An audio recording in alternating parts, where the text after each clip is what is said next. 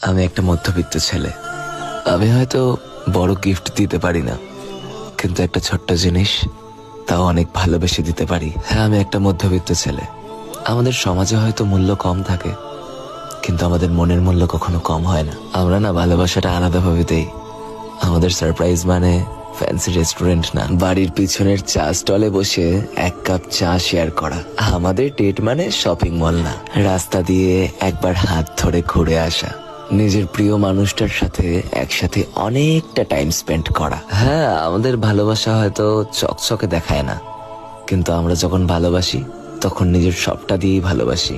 আর সেই সবটা, সেইটা কোনো শোরুমে পাওয়া যায় না। মধ্যবিত্তদের ভালোবাসা সিম্পল কিন্তু রিয়েল।